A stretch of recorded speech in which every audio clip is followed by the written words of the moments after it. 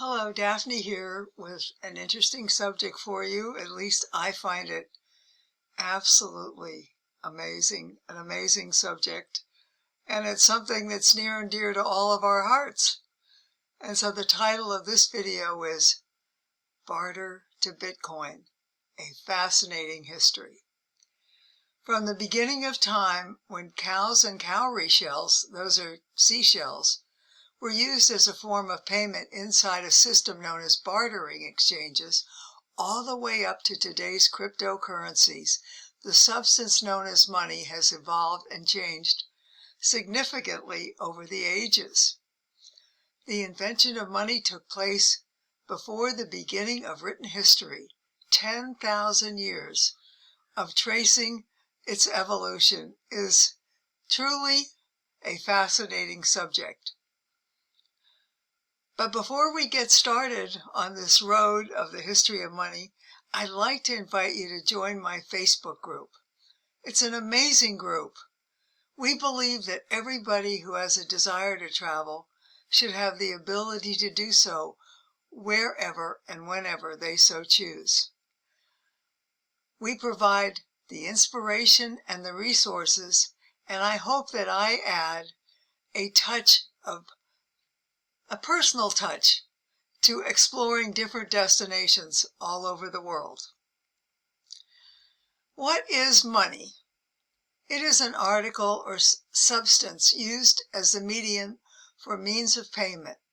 Over the millennia, the human race has used many forms of currency to purchase goods and services and to define wealth. Currency is in one form or another has been used as a means of making a payment a standard of value for most of human history. Over centuries, nothing has stayed the same. Payments for something of value have evolved from barter to bitcoins. Okay, so way back when, in the very beginning, before recorded history began, there was a system of payment known as bartering or bartering exchange or bartering as a form of money.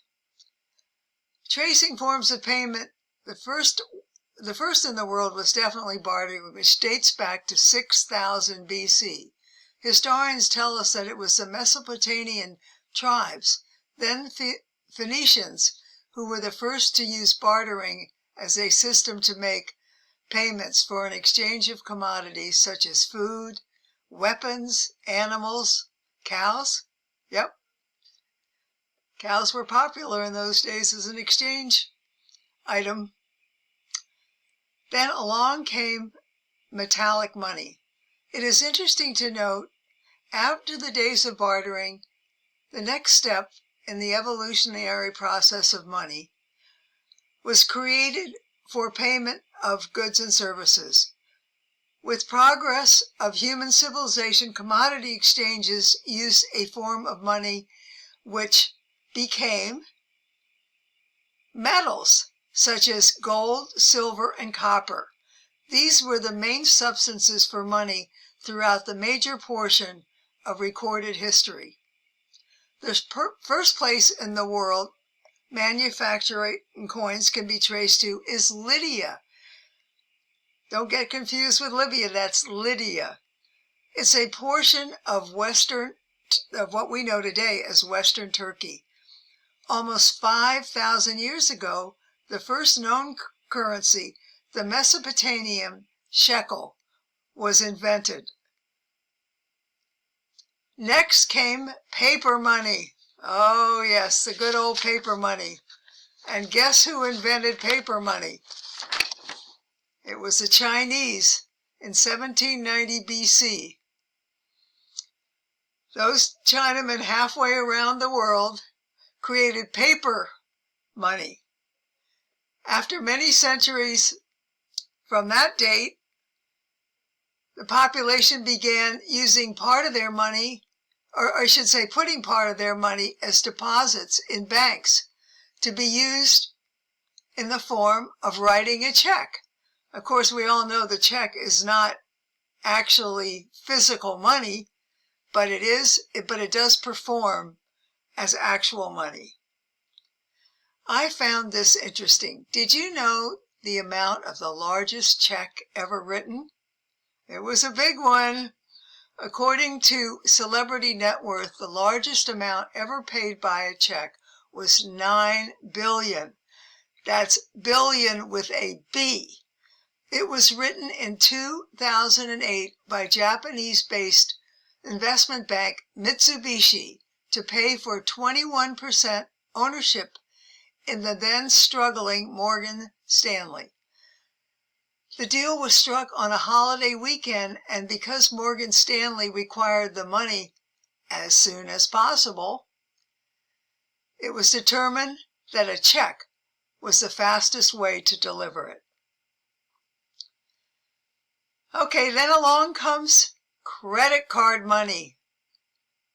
We all know that as, we affectionately refer to that credit card money as plastic. In the 20th century, plastic money was introduced. Less than 100 years ago, in 1950, the first credit card was issued, and that was by Diners Club. 8 years later, American Express introduced a travel and entertainment card. The year was 1966, when the debit card came out and was first introduced to the public. As the years marched on, more and more everyday purchases have been placed on credit and debit cards. What I find this is an interesting history up to this particular point in time, and especially how credit and debit cards have caught on. And I really believe, this isn't an original thought of mine by a long shot, but I think that it's not going to be long before there's going to be no physical money. I know that when I was on a trip to Kenya, all the people, the young people that we sponsor over there, sponsor their educations, they go and deposit cash at these different agencies, and that amount is put on their phone, and their phone can pay out whatever amount they want up to the amount of the deposit with the agency. And it's a real form of paying bills that I think is very practical.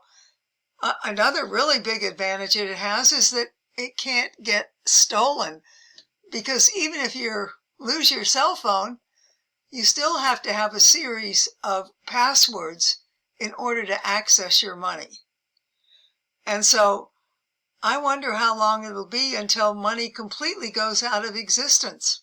Any ideas? Okay, now we come to the last form of currency, and I have to admit, not knowing much about this particular currency, cryptocurrency. My husband had to give me the definition. He dabbles in this, but it's very, very risky business. The fluctuation goes up and down like a roller coaster. But anyway, here's the definition. Bitcoin is the first cryptocurrency. It was created by a programmer or programmers in Japan under the pseudonym Satoshi Nakamoto. This was the beginning of a new form of money and a new age of blockchain technology and decentralized digital currencies distributed across a network. Anyone can join. The big advantage is no company or country or third party can control it. Known for huge swings in value, cryptocurrency investing is not for the faint of heart. But my husband likes it, so I don't know. I guess investors all over the world will slowly but surely dip their big toe into this new form of currency. Who knows where it'll end up? So from bartering to Bitcoin, even those ancient barterers would be familiar with the foundation of today's money systems and exchanges, because the foundation is a simple one.